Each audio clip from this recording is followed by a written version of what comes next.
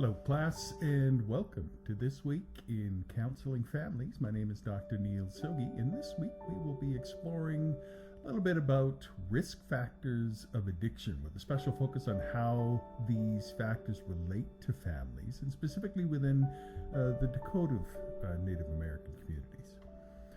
So addiction, really, you need to kind of remember that it's a really complex and multifaceted issue that affects not only individuals, but also entire family systems. So throughout this lecture, we'll explore the various biological and psychological and environmental and cultural factors that contribute to the development of addiction, particularly within this family context. So to begin, I'd like you to just reflect a little bit on your own family experience and give some thought to, what were the roles that family members often play in a household where addiction is present. Think in terms of, who was the enabler? Who was the scapegoat? Who was the one that you blamed? Who was the hero, the one that always came to the rescue? All of these things will give us some insight into how addiction impacts on the family. Also give some thought to the idea of intergenerational transmission of addiction.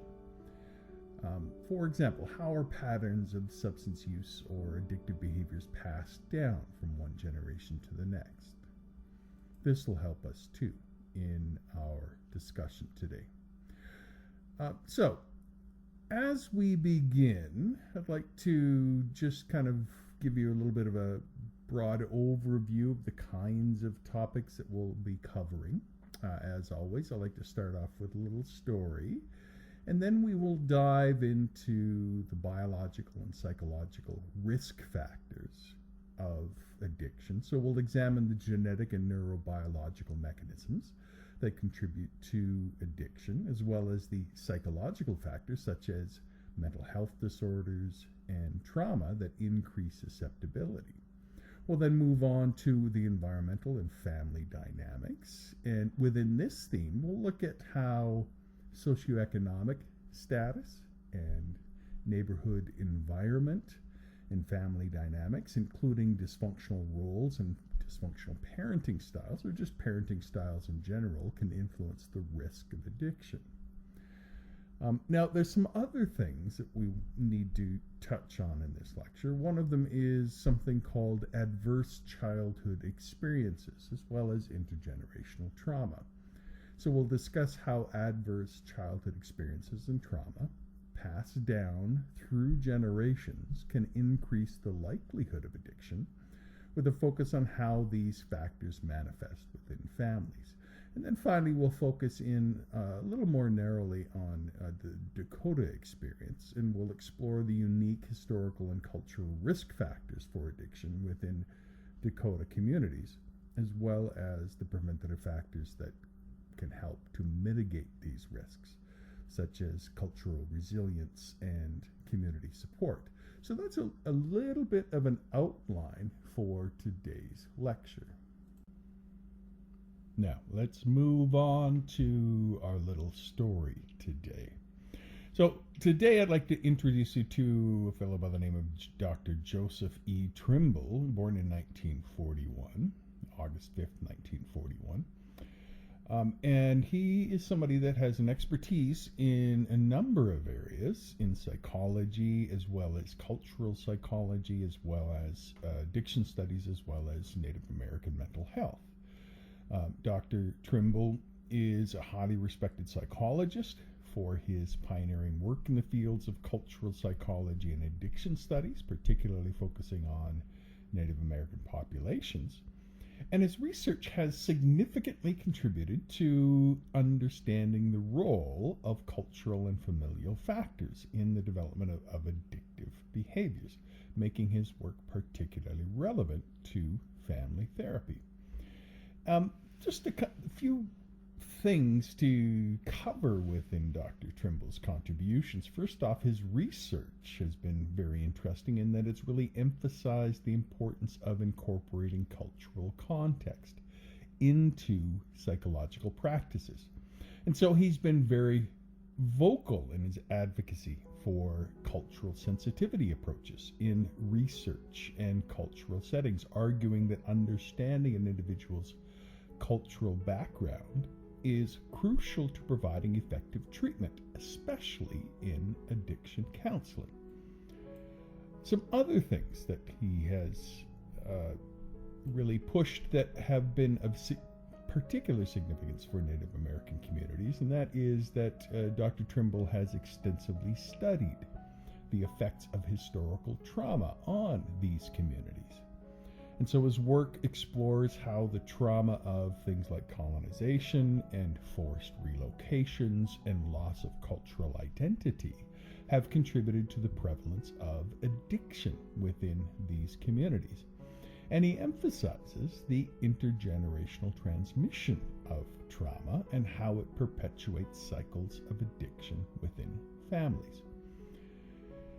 And as far as his broader research within Native American mental health, Dr. Trimble's most significant contribution really, I think, comes in this area because he's focused on understanding the unique stressors faced by these unique communities and how these stressors contribute to mental health challenges, including addiction. So his work has helped to develop more culturally appropriate therapeutic interventions within these communities. And so something I just want to leave with you is the real legacy of Dr. Trimble's work in the field of family therapy and addiction is profound, in that he has shed light on many important risk factors that are fairly important for the Native American family. And so he's paved the way for the development of some more effective and culturally adaptive treatment models. And his research really underscores the need for therapists to consider cultural and familial contexts when working with individuals struggling with addictions, because addictions isn't just an individual disease, it is something that permeates all of the social apparatus that surround the person as well. And so being mindful of that can go a long ways to helping the individual. So let's dive into now how addictions impacts the family. Because addiction is not a single-dimensional problem, as I already mentioned. It is a complex and multifaceted issue that affects an individual on multiple levels, whether that be the biological level, the psychological level, the social level, the cultural level. And so understanding addiction really requires a wraparound, comprehensive approach that considers all of these factors, especially within the context of the family dynamics, where many of these factors then converge. So it's important to understand the risk factors in preventing and treating addiction, and recognizing the various risk factors that contribute to the addiction is crucial for prevention, which is our ideal. But if we can't prevent it, then at least to treat it. And so by identifying these factors early on, we can implement more effective strategies to prevent addiction from developing. And so for those already struggling with addiction, understanding the underlying risk factors can guide treatment and recovery efforts, making them more personalized and effective. So how do these factors interact within the family system? Well, addiction doesn't occur in a vacuum. That's the thing to kind of keep in mind here. It often develops and persists within all of those intricate dynamics of family systems. Families can play kind of a dual role in the lives of a person. They can either be a source of support and protection, or they can contribute to the risk factors that lead to addiction. So, for example, a family history of substance abuse and dysfunctional communication patterns or unresolved trauma can all increase the likelihood of addiction. On the other hand, strong family bonds, effective communication, and healthy coping mechanisms can act as protective factors against addiction. Now, when we look at the neurobiology of addiction, the research has consistently shown that genetics play a significant role in an individual's susceptibility to addiction.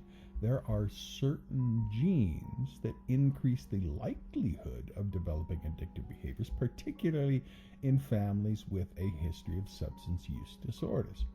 And so this genetic predisposition, of course, it's not a guarantee of addiction, but rather it increases the vulnerability slightly more, especially when it's combined with other risk factors. And we need to kind of be mindful of the neurobiological mechanisms that are at play within addiction, because at the center of your brain is a reward system, and it sits just behind your decision-making part of your brain and the front part of your brain. And this reward system is central to understanding addiction. The neurotransmitters like dopamine, and dopamine is pretty simple. You just need to, it's a neurotransmitter, and it just basically tells your brain that you like something. That's all it really does. But it plays a key role in the pleasure and reward mechanisms that are activated during substance use. So individuals may have neurobiological differences that make them more susceptible to addiction. They like it just a little bit more, and that can impact the choices that they make.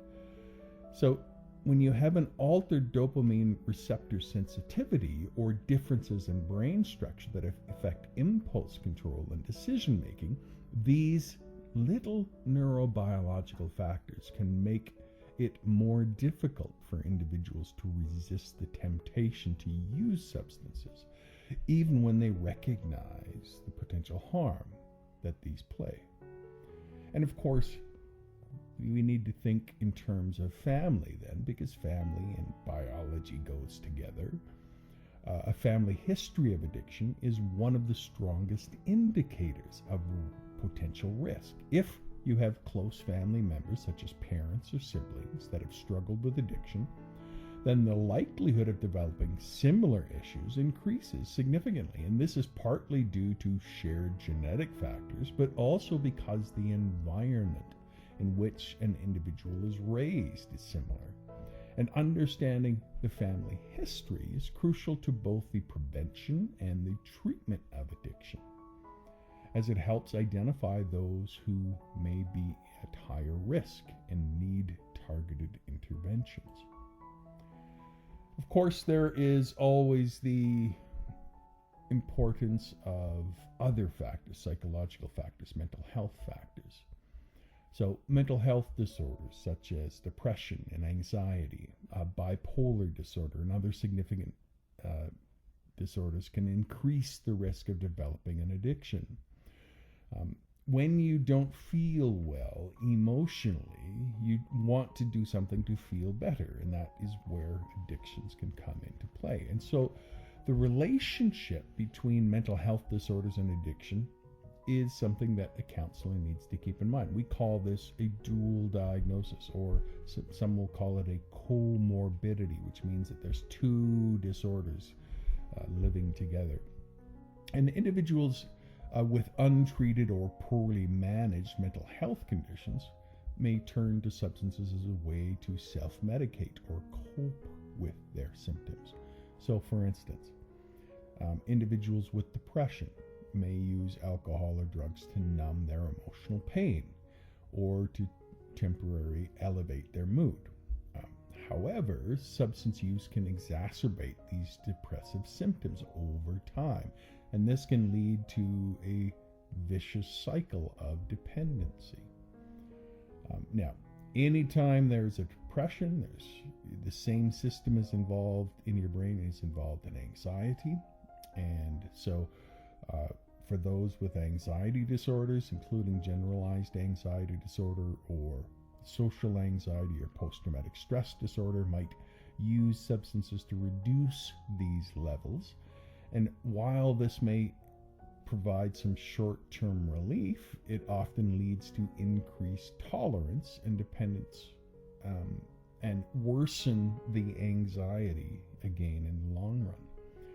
And so the presence of a mental health disorder can make the treatment of addiction that much more challenging, as both the addiction and the underlying mental health issue need to be addressed simultaneously during that recovery process. Now, that just scratches the surface, because we've already mentioned a little bit about trauma and its long-term impact on addictive behavior. Trauma, especially when it is experienced in childhood, so a child that has high stress environment growing up, is a real powerful predictor of later substance use and addiction. Traumatic experiences such as physical or sexual abuse, neglect, domestic violence, or the sudden loss of a loved one can leave deep emotional scars, and these experiences often disrupt an individual's ability to develop healthy coping mechanisms. So instead, they may turn to substances as a means to cope with the pain, the fear, and the anxiety that stems from this trauma. Of course, there is also the issue of post-traumatic stress disorder, which is the intrusive recurring thoughts that can occur with trauma. And with that is associated with a particularly high risk of substance use disorders. And part of the intent there is to suppress the flashbacks, the nightmares, the intrusive thoughts associated with their trauma. But there's another kind of trauma as well, called complex trauma, which isn't just a one-time event. It is something repeated and prolonged exposure to traumatic events, such as ongoing abuse or, even living in a war zone, can lead to complex trauma, which deeply affects an individual's sense of self and their ability to form healthy relationships. And this often leads to chronic substance use as a maladaptive coping strategy. So the relationship between trauma and addiction underscores the importance of trauma-informed care in addiction treatment.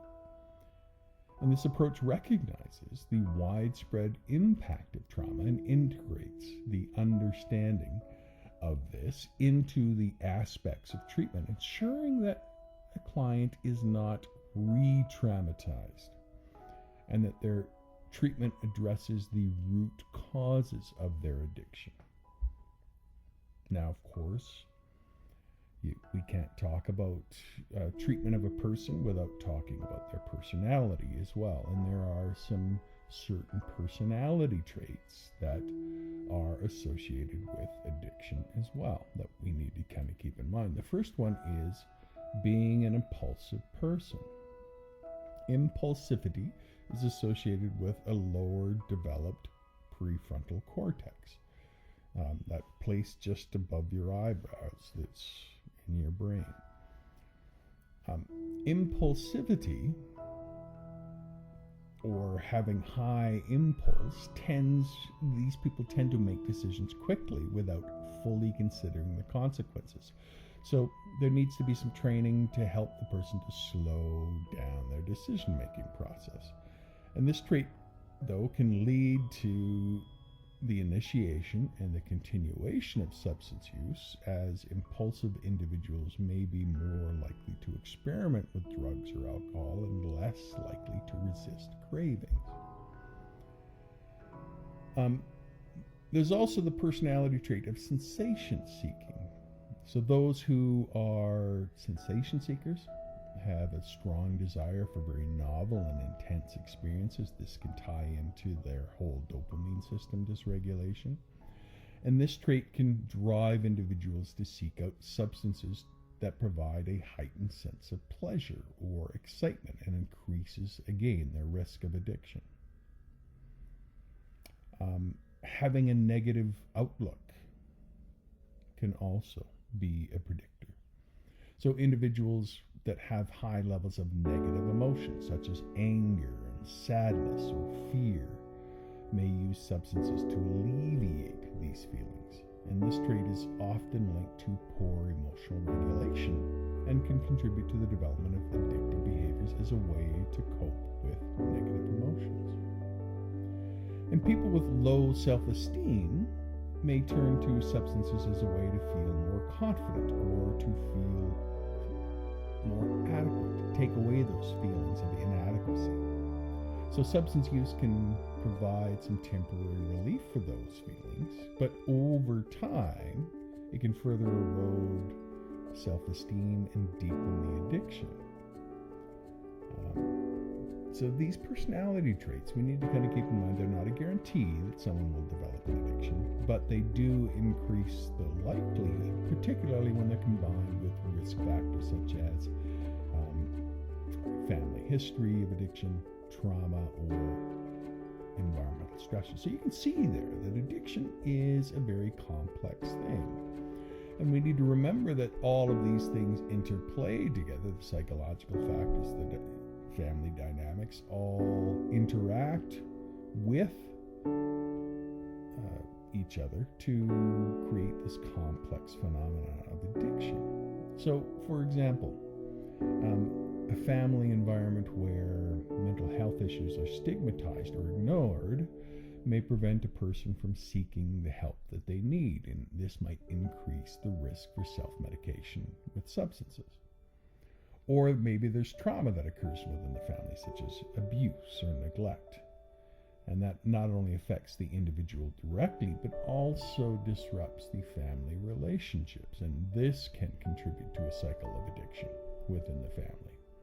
Or family members who share similar personality traits, such as impulsivity or sensation seeking, might reinforce each other's substance abuse behaviors, making it more difficult to break the cycle of addiction.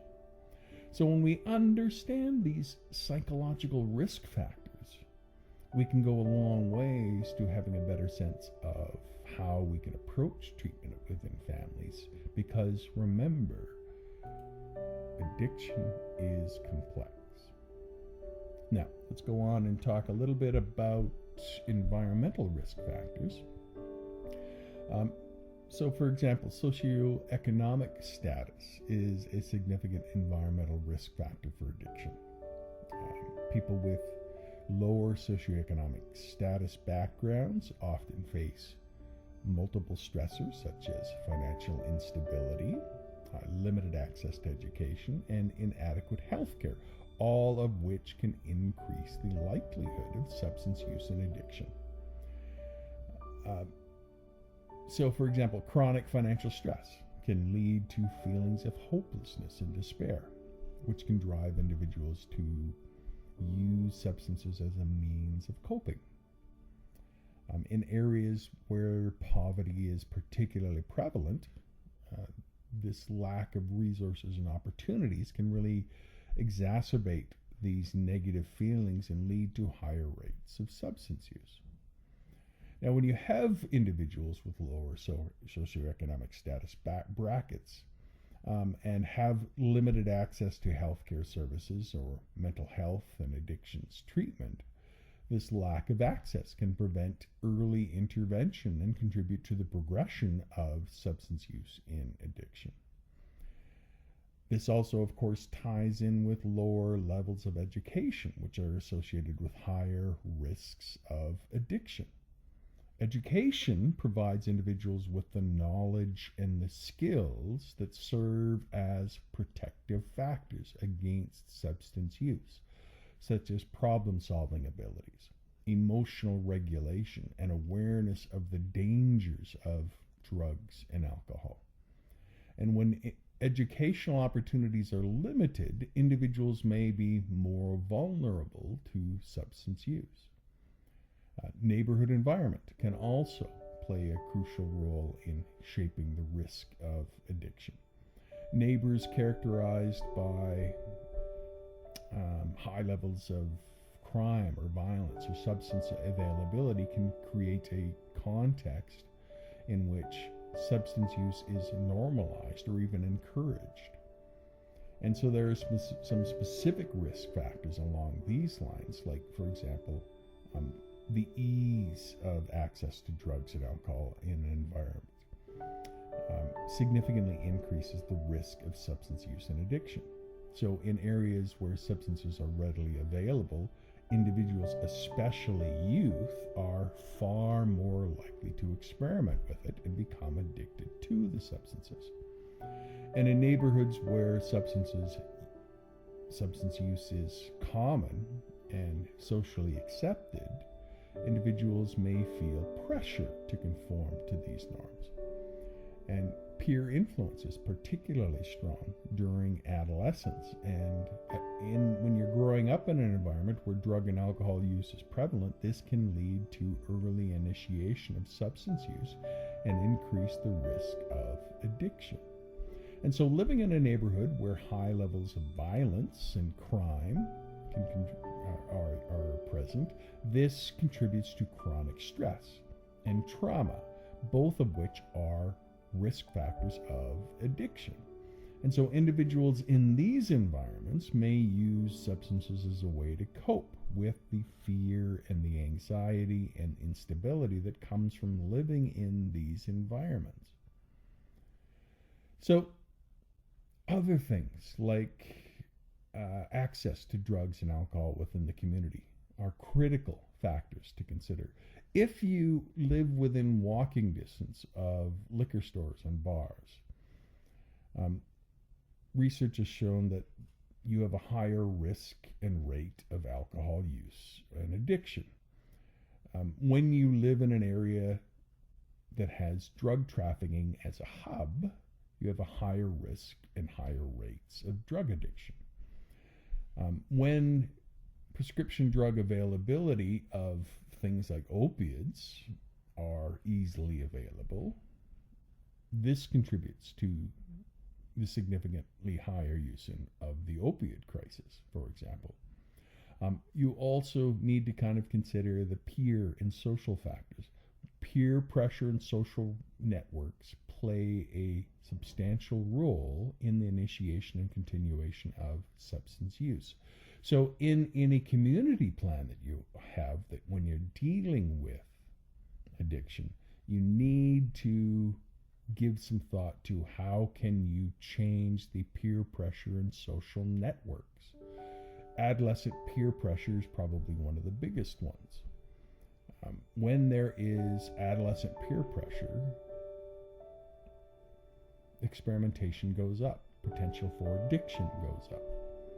Social networks and substance use norms also play a significant role in this. Isolation and substance use go hand in hand as well. If you feel disconnected from your community, then you will have a higher likelihood of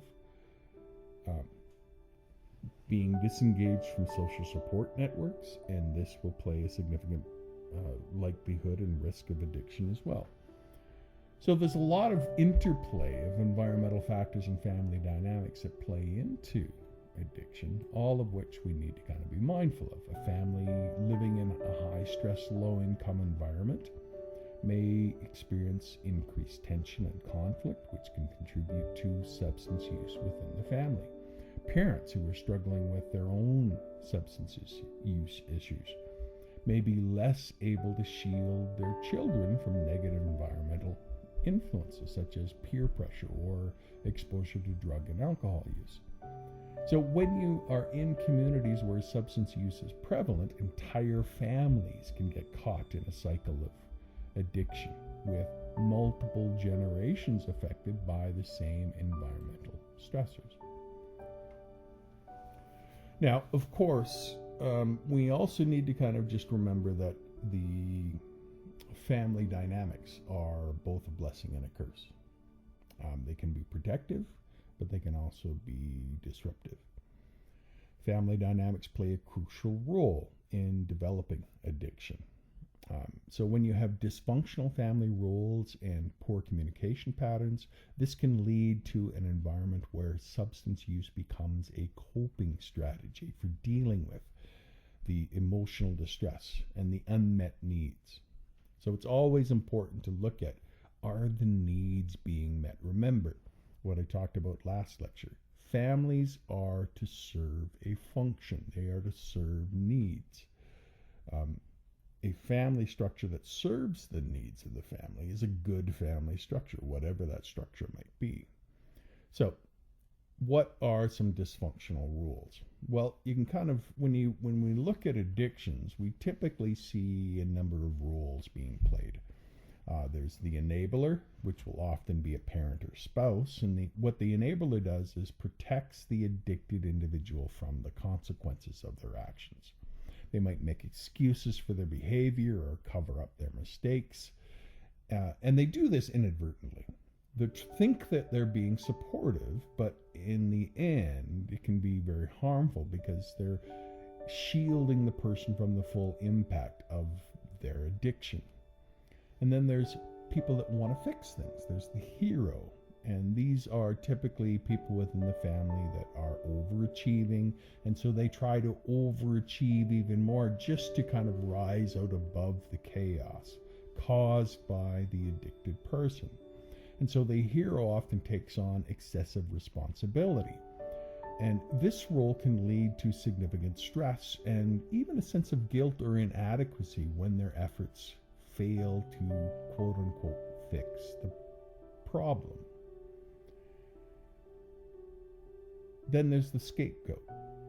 And typically most dysfunctional families will have a scapegoat, often a child or sibling that acts out in response to the family dysfunction and is frequently blamed for the family's problems. And their behavior can be a way of diverting attention away from the addicted person, but it can also lead to their own substance use as a means of coping. There's the lost child that withdraws from the family chaos and seeks solace in isolation. This role often leads to emotional neglect, where the individual's needs are simply ignored and they turn to substances in order to fill that emotional void. And then there's the mascot, the funny one, the one that uses humor or attention-seeking behaviors to deflect from the pain and the dysfunction within the family. And while this role can give some temporary relief, it often masks deeper issues that are going unaddressed. So the thing to kind of be mindful of is that dysfunctional families typically have poor communication patterns. They typically avoid conflict. They avoid addressing issues directly, and they might just leave tensions simmering. And this then contributes to a sense of stress because there's never really any sense of peace because there's always these ongoing conflicts. There's lack of emotional expression in families where emotions are suppressed or dismissed or not acknowledged. A person feels like they can't live within their feelings in a healthy way, and so they turn to substances as a form of self-medication.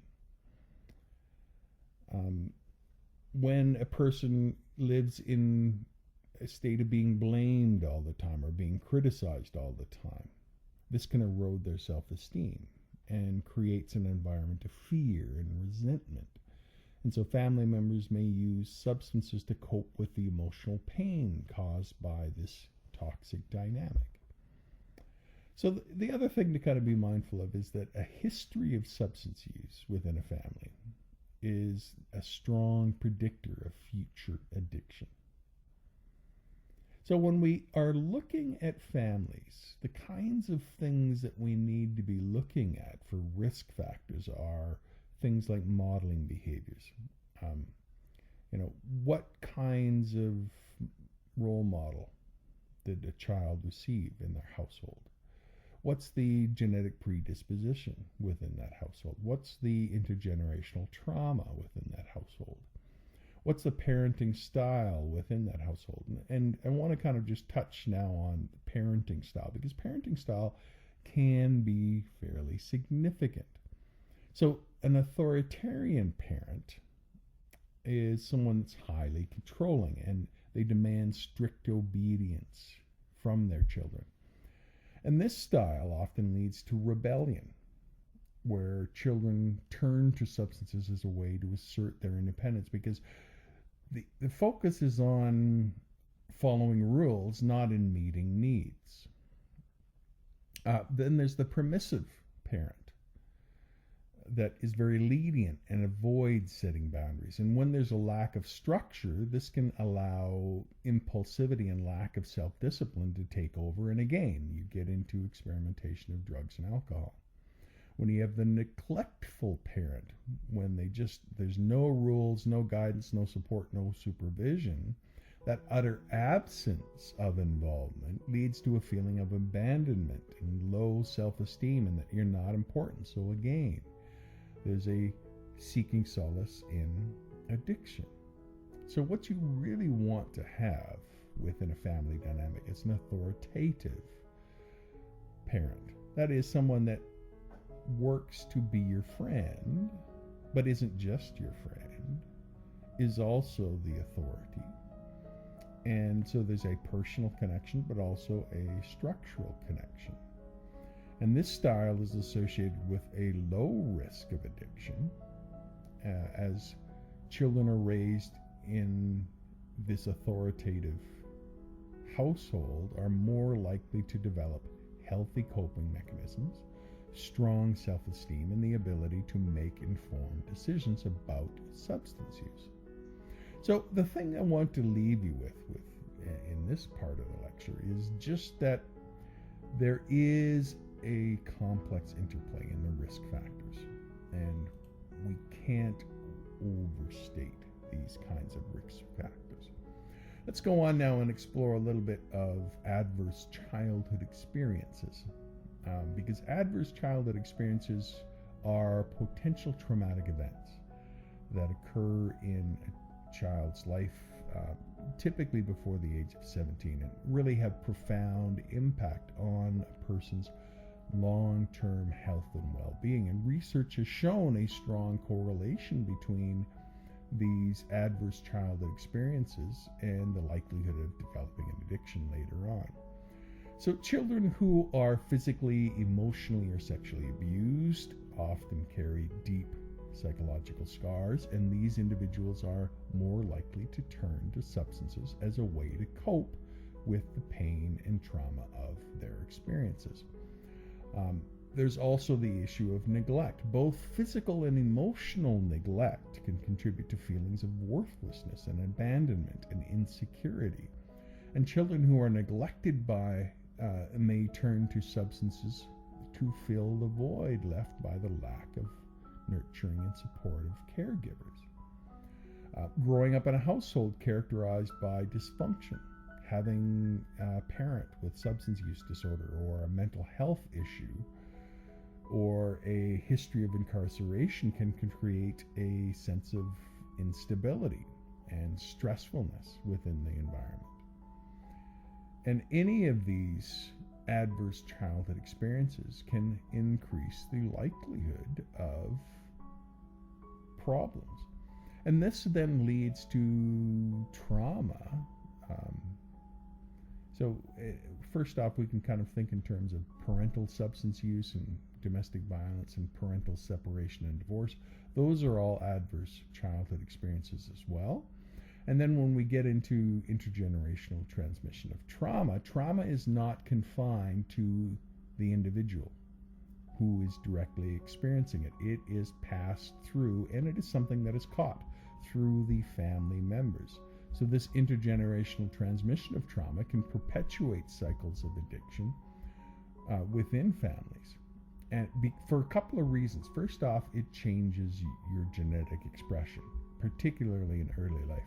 So there's a field of research called epigenetics that shows that trauma can lead to changes in gene expression, which can pass down to subsequent generations. So for example, just think in terms of this. If you have traumatic early childhood experiences and you do not work on healing those, it changes your genes in a way that not only your children but your grandchildren and maybe your great-grandchildren may be impacted by them genetically. So it's important to deal with these traumas and to find healing in your life. It also impacts behavioral patterns. What is normal becomes very skewed, and we catch what is normal as we grow up. So if we don't change what is normal into something that is healthy, we pass along those behavioral patterns on to other people, and that perpetuates the stress and the cycle of addiction. All of those things, I hope, are things that you remember to keep in mind. Now, as far as, when we think about the historical Dakota experience, the Dakota people have some specific risk factors for addiction within their communities. This ties into violent displacement from the ancestral lands due to colonization and U.S. government policies in the 19th century, and these forced relocations, such as the infamous Trail of Tears, led to the loss of traditional lands and disruption of their way of life and significant suffering. And this gets deeply ingrained within the collective memory of the Dakota people.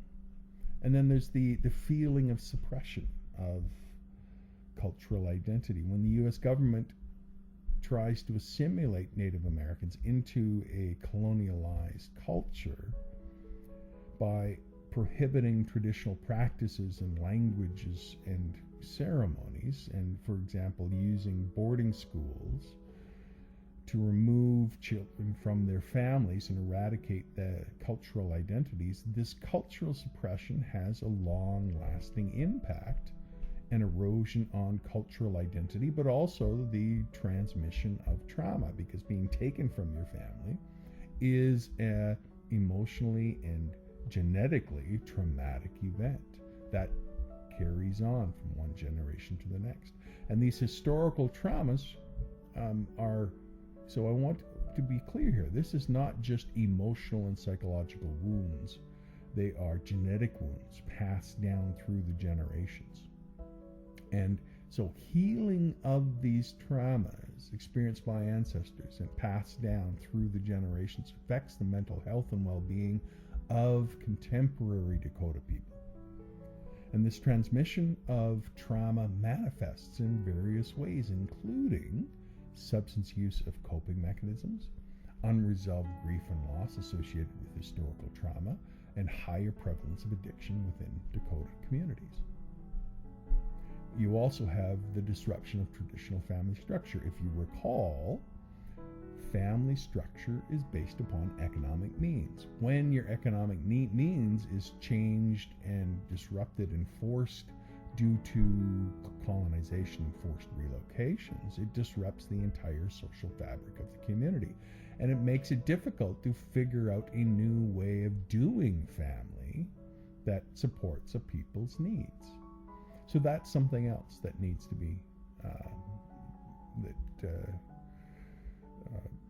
people of the Uyate need to be mindful of, is finding ways of doing family that fit our modern context, while at the same time supporting cultural identity and healing of the past disruption of family and community supports, of developing ways of socioeconomic management of stressors. All of this can go a long ways to healing the contemporary person living within Dakota culture. Now, that's not to say that there is all negative things within Dakota communities, because there are a lot of protective factors that play within Dakota communities as well. And I think it's important for us to recognize that despite the historical traumas and challenges faced by Dakota people, the community has demonstrated remarkable resilience. Cultural resilience, remember, is thinking about the ability of the community to maintain their cultural identity and their values even in the face of adversity. And this resilience has a powerful protective factor against addiction, and it provides individuals with a sense of identity and purpose and belonging. And so the preservation and revitalization of Dakota cultural practices such as traditional ceremonies and language and storytelling play a crucial role in fostering this resilience. And these practices help individuals to maintain a connection to their heritage, which can provide a sense of stability and continuity that is protective against substance use. So strong community cohesion within the Dakota people acts as a buffer against the risks of addiction. The collective support provided by family members and elders and community leaders helps individuals cope with the stress, the trauma, and other challenges in a healthy way, reducing the likelihood of turning to substances for relief. So it's important to support and be active in and preserve and revitalize Dakota cultural practices, and remember to tweak them in a way that honors the past but also helps to meet the needs of the present. Culture, like family, is intended to have a purpose. And the purpose is to help to meet the needs of the present and future populations. And so it isn't just about honoring the past. It is about being a good ancestor for the future. So reinforcing identity and self-worth. When we can use cultural practices to reinforce a positive sense of identity and self-worth, these are critical for preventing substance use and developing positive coping strategies. When we promote intergenerational healing through open listening of emotions, of storytelling, of ceremonies, of cultural gatherings, of feelings of belonging, these are important parts.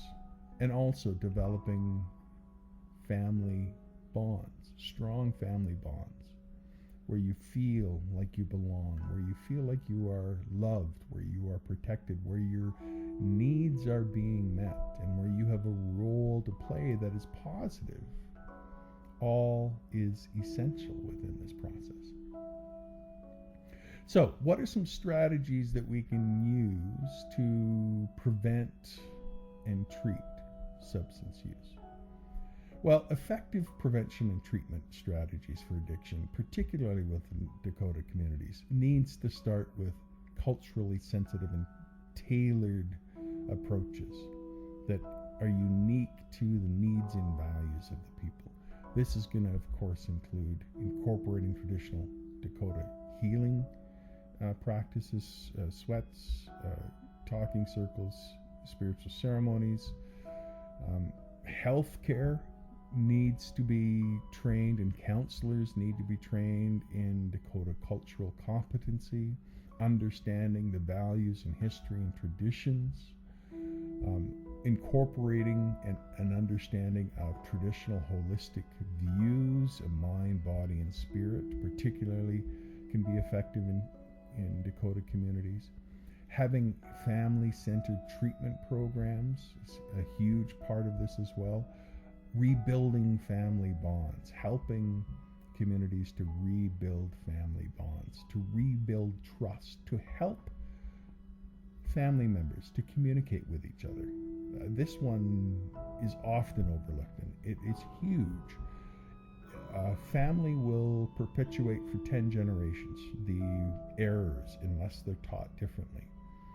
So teaching a family how to communicate with each other, how to listen to each other, and I mean really listen to each other and understand that a child is not the same thing as an adult. that there are different stages that a child goes through, and we need to understand and deal with the needs of the child as they grow and help families connect with each other. All of this is massively important in the growth and development of prevention of substance use. So those are some key ideas that I wanted to cover in this class. A few key terms that I want to remind you of for this lecture. The first one is the idea of historical trauma. When we talk about historical trauma, we're really referring to those cumulative emotional and psychological damages that are experienced by a community over generations due to significant historical events such as colonization, forced relocation, and cultural suppression. And in the context of the Dakota people, this trauma has been passed down through generations, contributing to ongoing challenges such as addiction. But there's also cultural resilience. And so when we talk about cultural resilience, we're really talking about the ability of the community to maintain and strengthen its cultural identity and practices in the face of adversity. And so for the Dakota people here, cultural resilience involves the preservation and revitalization of traditional practices. And you need to look at the whole Dakota Studies Department at Sisseton Wapaton College to see the great cultural strength that is there, the great cultural resilience. And when we talk about adverse childhood experiences, we are really talking about those potentially traumatic events that occur during childhood, things like abuse and neglect and household dysfunction. And these experiences can have long-lasting effects on an individual's health and well-being, significantly increasing the risk of developing addiction later in life. And so by addressing these adverse childhood experiences is really critical to both prevention and treatment of addiction. So as far as a multiple choice question goes, which of the following family dynamics is most likely to increase the risk of addiction? Well, I would suggest that of all the options given there, that a family of substance use coupled with poor communication would certainly be a good candidate. Hope you enjoyed this lecture as we discussed the complexity of addiction. Hope you really understood that addiction is a complex, multifaceted issue that has a lot of tendrils and a lot of different aspects of life, and that when we are healing and helping to heal an individual, we are not just healing that individual, but we are healing part of the community, part of the family, and ultimately healing future generations. Hope you enjoyed this lecture, and I will see you next week. You take care. Bye-bye.